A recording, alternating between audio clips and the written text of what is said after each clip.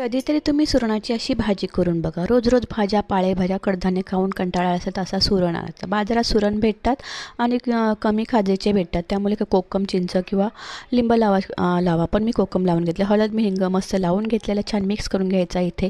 आणि थोडंसं हिरवं वाटण किंवा काळं वाटण काही लावू शकता. छान मिक्स करून घ्यायचं. अगदी फिश किंवा मच्छी आपण मॅरिनेट करतो तसंच मस्त वाटण वगैरे लावून घ्यायचं आणि छान करून घ्यायचं. अगदी मच्छीसारखं सुरण असतो.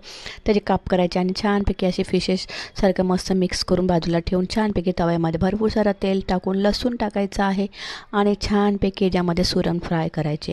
सुरण तुम्ही रवा किंवा तांदूळ लावू शकता, पण मी नुसतेच केलेले खूप सुंदर असे छान होतात आणि छान असे तुकडे फ्राय होते. तसेच सुरणाचे काप मस्त फ्राय करायचे.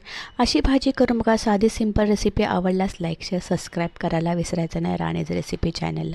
तुम्हाला माझ्या रेसिपी आवडतात का? टिफिनच्या आयडिया आवडतात का? रोज मी छान कमी साहित्यात कमी वेळेत कशा भाज्या व्हायच्या त्या दाखवत असते. टिफिनच्या आयडिया दाखवत असते. आवडत असेल तर नक्कीच लाईक, शेअर, सबस्क्राईब करा. अशाच छान रेसिपी बघायला नक्कीच सांगा कमेंटमध्ये आवडतात का. पुन्हा व्हिडिओ तोपर्यंत बाय. मस्त सुरणाचे काप तयार झाले. भरपूर सारी कोथिंबीर टाका. छान वाफळून द्यायच्या सुरणाला. छान भाजी होते. भाकरीबरोबर, भातावर, टिफिनला दुसऱ्या जेवणाबरोबर खाऊ शकता. ही बघा किती सुंदर अशी भाजी झाली. चला पुन्हा भेटू. तोपर्यंत बाय बाय.